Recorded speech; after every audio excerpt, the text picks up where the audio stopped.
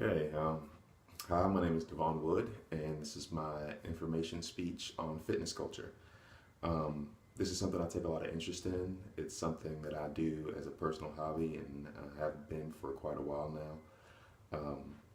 It's something that a lot of people tend to get into, and then usually after a set amount of time, after either they obtain their goal or they kind of feel it's unattainable, they usually give up or they keep pushing and kind of make a long-term goal out of it, a long-term habit also. The first thing I wanted to touch on is the mass media and how mass media affects the fitness industry and how it affects people's perception of the culture. First thing is the ideal body image. The ideal body image is something that usually is always unattainable. Um, I shouldn't say unattainable, I should say unrealistic.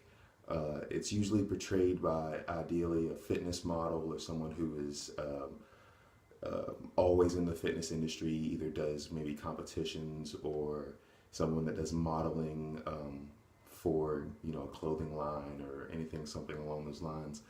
And these body images are usually very hard to obtain for an ordinary day to day, I guess, average Joe, you could say. Someone who has, a normal 9 to 5 job or a normal, 40-hour week full time job, family, responsibility bills on a regular basis. Someone who can't literally stay or live their life completely dedicated to this one set goal, which is staying in shape, staying fit, staying extremely lean. And this is something that a lot of people get obsessed with as they go through the fitness industry and they get into their own personal goals. They believe that because they saw, a certain person, for me, sometimes it's Phil Heath. He's the 6th-time Mr. Olympia winner. This guy's obviously massive. And I see that and I'm thinking, oh, I can be like that. I can get there one day. But, sometimes those goals are not necessarily goals that are reachable, but something just to aspire to. So body image is a huge thing in fitness industry to kind of, I guess, almost manipulate people into pursuing these goals consistently, even though they're seemingly unattainable to the average person. Another thing with mass media is, again, body dysmorphia or image issues, the body image issues specifically. These these happen very frequently, even among competitors and often guys who and women who do bodybuilding competitions or who have done competitions in the past and then have either fallen off or stopped doing competitions. You always see yourself as what you were on stage, which is completely impossible to walk around with at a normal day to day or for a long period of time. And you get this image of you not being up to that standard, which, like I said, is impossible to walk around with at an average day to day or quote unquote off season. Usually, when someone's on stage, they could be around 2 to 5% body fat, if not less, and that is essential fat for a man. You have to have at least between 2 to 5% body fat, essentially, just to live. And some of these guys, when you see them on stage, they're looking at single digits, 1, 2% body fat, and that's impossible to stay at on average, which leads to a lot of body image issues, a lot of body dysmorphia. You always want what you can't have or what someone else has. So like sometimes if you see someone even in the gym as an average gym goer, someone who has like a really defined, bicep or really big biceps or really strong legs, and you get that body dysmorphia, like, oh, that's something that I should have too. That's a huge issue in the fitness industry. Another one I wanted to touch base on was misconceptions. This is something that usually kind of plagues beginners when they first start getting into the fitness industry. One of the biggest ones is diet versus exercise. This is one I get asked all the time. I'm not a personal trainer, but I train people just to get in better shape, friends, family, stuff like that.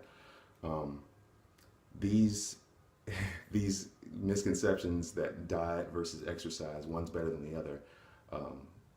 And usually people fall on the side of exercise being more important. As long as you're staying active, you're your kind of dream goals, your dream body will kind of come into shape.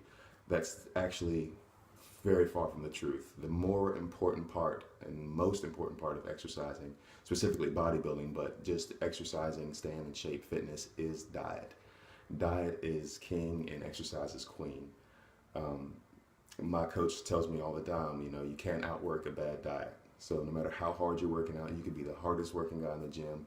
If your diet isn't focused and you kind of teeter on the lines of eating what you want and um, having fun and going out, maybe it's drinking, whatever it is, these things will hinder your goal tremendously more than taking a day or two out of the gym. Another common misconception is turning fat into muscle. This is one I get asked all the time. There is no such thing as turning fat into muscle. Body fat is body fat and muscle is muscle. Now, which is actually a good segue into my one of my last points is targeting body fat. That's something I get asked pretty often as well. A lot of my, dare I say, clients, my friends and family, ask me like, how do I target, the fat in my stomach, or how do I lose target like the fat around my thighs or what in any particular area. And it's kind of like, I feel like I'm dashing people's dreams when I tell them like there's no way to target fat in one particular area. That's impossible. It's a common misconception. Everyone thinks, oh, if you do sit-ups, you'll lose stomach fat. Or if you do a lot of lunges and leg presses or squats or whatnot, you'll lose more fat in your legs. That's not true. Body fat is all encompassing.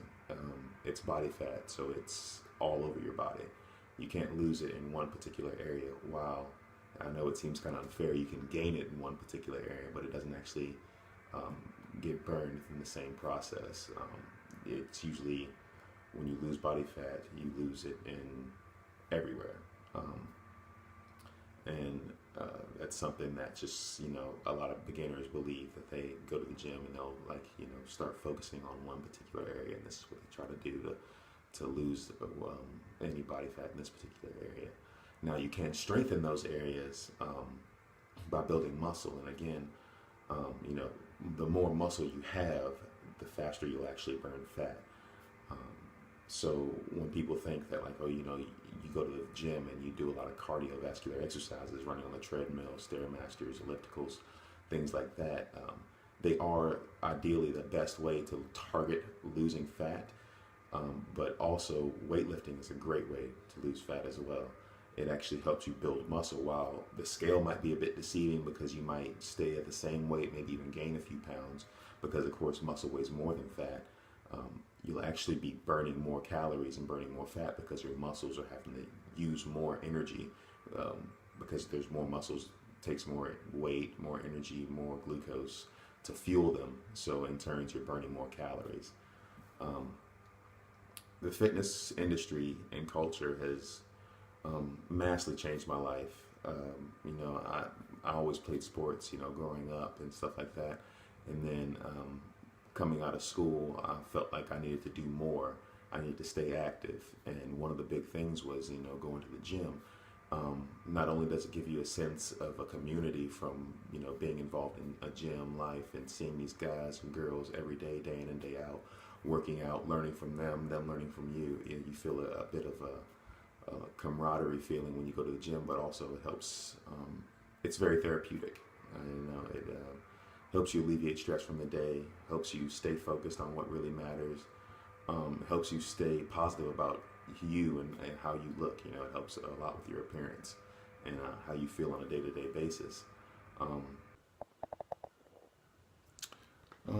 Also as a tool to kind of display some portion of the fitness industry, I'm going to include a clip at the end of the video of a couple of my lifts, a couple of my workouts. They're very short clips.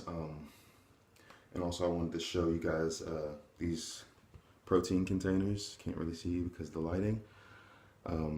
This one's a Vega protein. This one's actually a vegan protein. It actually is a plant-based protein. It's very good for people who can't use whey proteins or dairy proteins. And this one is the one that I usually use. This is Optimum Nutrition whey protein. This is one of the best you'll find on the market. It's one of the original ones you'll find from the jump of the fitness industry really booming. Um, they're both great products. I use them myself. The vegan one, not so much. I just kind of gave it a try, just switch things up a bit. But again, there'll be some clips at the end of the video to, I guess, further drive home my love for the fitness industry. Thanks for watching.